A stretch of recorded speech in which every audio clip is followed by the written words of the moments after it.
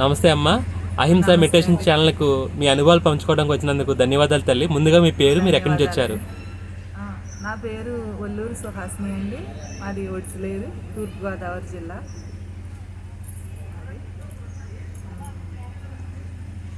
ఆత్మజ్ఞానాన్ని అందించి బ్రహ్మానంద స్థితిలో ఉంచిన ఆ, గురుదేవులు బ్రహ్మర్షి పితామహ పత్రిజీకి హృదయపూర్వక ధన్యవాదములు. అమ్మ స్వర్ణమాల పత్రి అమ్మకు హృదయపూర్వక ధన్యవాదములు.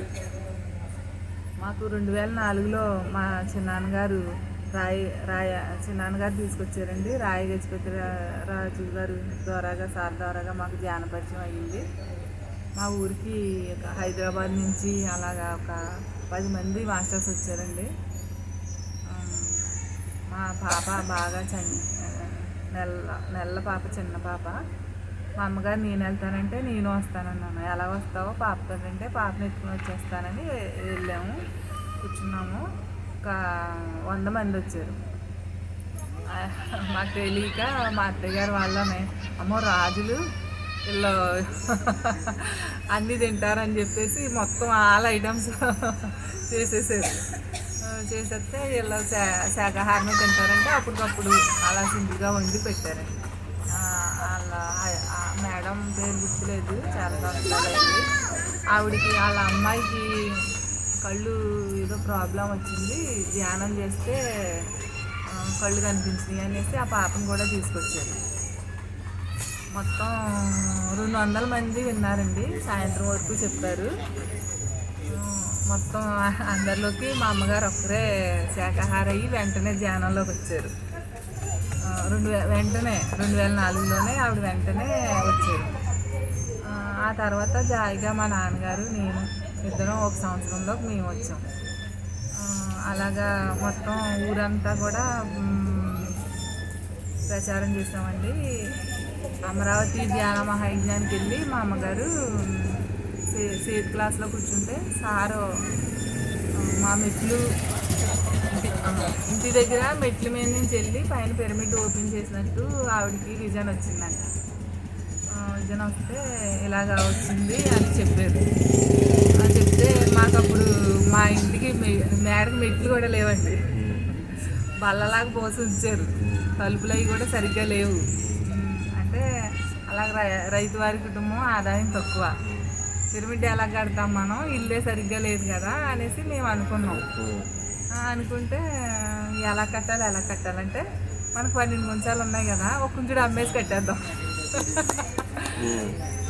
మరి ఎవరు కొనుక్కుంటారండి? ఒక కుంచుడు ఎవరు కొనుక్కోరు. అయితే మా అమ్మగారు మా పెద్దమ్మ గారిని ధ్యానం చెప్తే ఆవిడ ధ్యానంలోకి వచ్చారు. మా మామయ్య వచ్చారు. ఆవిడ అన్నారు, నేను కొనుక్కుంటాను, మీరు ఇవ్వండి, నేను కొనుక్కుంటాను, పిరమిడ్ కడతాను అంటున్నారు కదా అన్నారు. సరేననేసి అది తీసుకుని జాయిగా అందరం నా గోల్డ్ అది కూడా నేను ఇచ్చాను. అలాగా చుట్టూ ప్రవహారం కట్టి అప్పుడు మెట్లు కట్టారండి. మెట్లు కట్టి పైన పిరమిడ్ కట్టారు. పిరమిడ్ కట్టిన తర్వాతనే 2011లో మేము బుద్ధ పౌర్ణానికి వెళ్ళామండి. సార్ మా పాప అని అడగమన్నాం. సార్ని ఓపెన్ చేయడానికి మన పిరమిడ్ ఓపెన్ చేయడానికి రమ్మని చెప్పమ్మా, అడగమ్మా అని అడగమన్నాం. అడగమంటే మాకు అప్పుడు తెలియదు అంతగానే. సార్ ఎవరితోనో మాట్లాడుతున్నారు, మధ్యలో డిస్టర్బ్ చేస్తే కొడతారు కదా. ఆ పాప చిన్న పాప, 5 సంవత్సరాలు. తను వెళ్ళి సార్ మాది పిరమిడ్ ఓపెన్ చేయాలనేసి అడిగితే ఇలా చూసి చిన్న పాప కదా ఏమలేదు, ఓకే అన్నారు. ఓకే అన్నాక అయిపోయింది. మర్చిపోయారు సారు, గుర్తులేదు కదా సార్కే. మళ్ళీ అది ధ్యాన జగత్కి వచ్చారు. మా ఊరు పక్కన శాకాహార గ్రామం ధ్యాన జగత్కి వచ్చారు. అయితే సార్ చాలా బిజీగా ఉన్నారు, రారన్నారు. అలా కాదని కాకినాడ స్వర్ణ మేడం, శ్రీనివాసరావు సార్ వెళ్ళి వాళ్ళు రైతులండి కట్టలేని పరిస్థితుల్లో కట్టారు. మాకు అప్పుడు క్రిస్టల్స్ అవి కూడా స్వర్ణ మేడం ఇప్పించారు బాగా తక్కువలో. మీరు కట్టడం ఎక్కువండి, నేను అన్ని దగ్గరుండి చూసుకున్నాను. రామారావు సార్ కూడా చాలా బాగా దగ్గరుండి ఆయన అనుకూలంగా కట్టించారండి. అందరూ బతిమాలి సార్ని తీసుకొచ్చేసారు. మొత్తం ధ్యానులు 300-400 మంది అండి. అంగరంగ వైభవంగా ఎంతో ఘనంగా మేడం స్వర్ణమాల పత్రి మేడం అందరూ అందరితోని అద్భుతంగా ఓపెనింగ్ చేసుకున్నారు. పిరమిడ్ ఓపెనింగ్ చేసుకున్నామండి. సారు ఏం పేరు పెట్టమంటారో అంటేని అంటే అన్ని కులాల వాళ్ళు మతాల వాళ్ళు రావాలండి మా పిరమిడ్ కంటే, అయితే స్వధర్మ పెడదామని స్వధర్మ పిరమిడ్ అని పెట్టారు. ఇంటికి కిందకి దిగిన తర్వాత ఇలా చూస్తుంటే తలుపులకి కన్నాలు కనపండి. ఇలా చూసి ఎలా కట్టేవయ్యా నువ్వు పిరమిడ్ అని సార్ అడిగారు. అడిగితే మా అమ్మగారు, నేను చీరలు నగలు ఎప్పుడు అడగలేదండి, మా వారిని పిరమిడ్ అడిగాను, సరే కడతానన్నారు. కట్టుకున్నాము, కుంజుడు పొలం అమ్మి కట్టుకున్నాము అన్నారు. ఆహా, ఆడవాళ్ళు చీరలు నగలు మానేసి పిరమిడ్లు అడుగుతున్నారా? బాగుందండి, అలా అన్నారు సార్ అండి. అప్పుడే అన్నారు. అందరూ చాలా జనం వచ్చారండి, అందరూ సరదా పడ్డారు, బాగా జరిగింది. సార్ వెళ్ళిపోయారు. సో ధ్యానం మీరు ధ్యాన పరిచయం జరిగిన తర్వాత అంతకుముందు మీ ఎలా చేంజెస్ జరిగినాయి, ఎలా ఉంది లైఫ్, కొన్ని షేర్ చేసుకోండి అమ్మ మాతోటి. ధ్యానానికి ముందైతే అసలు దేనికి యాక్సెప్టెన్స్ లేదండి. చిన్నప్పటి నుంచి పల్లెటూరులో పుట్టడం పెరగడం అంటే మనకి ఏది ఉంటే దాన్ని మనం యాక్సెప్ట్ చెయ్యం. మనం ఉన్న దాని లైఫ్ని ఇంకొకలా ఉంటే అయ్యో సిటీలో ఉంటే బాగుండేమో. మా నాన్నగారు చిన్నప్పటి నుంచి రైతు కుటుంబం. అయితే మా ఊర్లో మెట్ట ప్రాంతం అండి. అసలు 3-4 సంవత్సరాలు కూడా పంటలు పండేవి కాదు. ఇంకా అసలు జన్మలో రైతుల జోలికి వెళ్ళకూడదు అనుకుంటే మరి నాకు రైతునిచ్చే మ్యారేజ్ చేశారు. ఏంటి ఇలాగే వచ్చింది, రైతు కుటుంబంలోనే ఉండవలసి వచ్చింది, ఈ లైఫ్ బాగాలేదు, చక్కగా సిటీలో జాబ్ లైఫ్ ఉంటే బాగుండు అనుకుంటా ఉండేదాన్ని. ధ్యానంలోకి వచ్చిన తర్వాత ప్రతిదీ మనం అనుభవాల కోసమే ఈ జన్మలో తీసుకుంటాం అనేసి మా ఊరిని గౌరవించడం, గ్రామాలను గౌరవించడం, రైతులను గౌరవించడం, ఉన్నదాన్ని ఉన్నట్టు యాక్సెప్ట్ చేయడం చాలా అద్భుతమైన విషయం అండి. చెప్పండి అమ్మా. అనేసి చాలా అన్నిటినీ యాక్సెప్ట్ చేయడం, ప్రతిదాన్ని.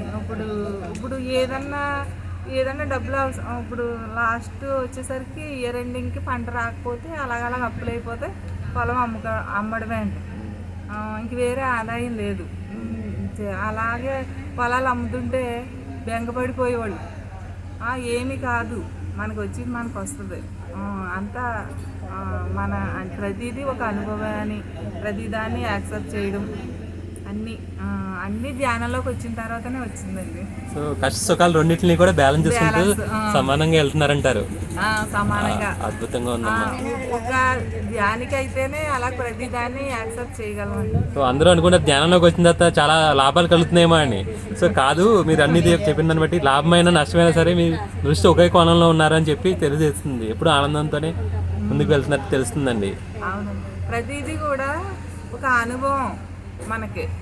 ఇప్పుడు రాత్రి వస్తుంది, పగలు వస్తుంది, ఒక జన్మ కూడా అంతే, ఒక రోజులాగా అయిపోతుంది ధ్యానంలోకి వచ్చిన తర్వాతనే. మనం ప్రతిదీ నేర్చుకోవడానికి వచ్చాం. భూమి అనే ఒక అద్భుతమైన పాఠశాల ఇది. సో అద్భుతమైన. అలాగే మీ ఫ్యామిలీ మెంబర్స్ మీరు ఇంకా ఎలాగ మారారు, శాకాహారులుగా ఎలా అయ్యారు? సో కొన్ని విషయాలు శాకాహారం గురించి, మీ ధ్యాన ప్రచారం గురించి కొంచెం తెలియజేయండి అమ్మా. నేనైతే ఒక సంవత్సరంలోకి శాకాహారిగా వచ్చానండి. మా అమ్మగారు వెంటనే మా అమ్మగారు మారారు, తర్వాత నేను, మా నాన్నగారు, అలాగా చాలామంది మా ఊళ్ళో చాలామంది శాకాహారులుగా మారారండి. మేము ప్రతి సంవత్సరం శాకాహార ర్యాలీలు చేస్తాం. మొన్న కూడా లాస్ట్ ఇయర్ చేసినప్పుడు కూడా 2 శాకాహారులు అయ్యామన్నారు. అసలు ర్యాలీ చేశారు. మాకు ఆ పాటల వల్ల మాకు శాకాహారి అవ్వాలని అనిపించింది. మేము ఆ పాటలు మాకు ప్రతి ఏ గ్రామంలో అయినా కానీ మేము శాకాహార ర్యాలీకి వెళ్తామండి. నిజంగా శాకాహార ర్యాలీల్లో చాలా అద్భుతమైన ఎనర్జీ ఉంటుంది. ఎక్కడికి వెళ్ళినా జంతువులు ఎదురొచ్చి టాటా చెప్పినట్టు ఆనందంగా చూసినట్టు మనకి నిజంగానే అవి అలా కనపడుతుంటాయి. ఆ ఎనర్జీ మనకి తెలుస్తూ ఉంటుందండి. ప్రతి ఊర్లో కూడా మనం ర్యాలీ చేసామంటే మనం అలా వెళ్ళిపోతున్నాం, ఎవరు వింటారో ఎవరు చూస్తారో ఎందుకో మనం అలా దారిలో వెళ్ళిపోతున్నాం అనుకుంటాం. కానీ ఎంతో కొంతమంది నాకు తాకుతుంది జాయిగా ఫస్ట్ నవ్వుతారండి, ఏంటి వీళ్ళు ఇలా తిరుగుతున్నారు. ప్రతి ఒక్కళ్ళు వీధిలోకి వచ్చి చూసి నవ్వుతారు, తర్వాత ఆలోచిస్తారండి, తర్వాత మారడానికి ప్రయత్నిస్తారు, కొంతమంది అయినా మారుతారు. చాలా అద్భుతమైన మీ అనుభవాలు మాతో షేర్ చేసినందుకు మా ఏఎంసీ ఛానల్ తరపున మీకు ధన్యవాదాలు తెలుపుకున్నాను తల్లి. థ్యాంక్ యూ అమ్మా.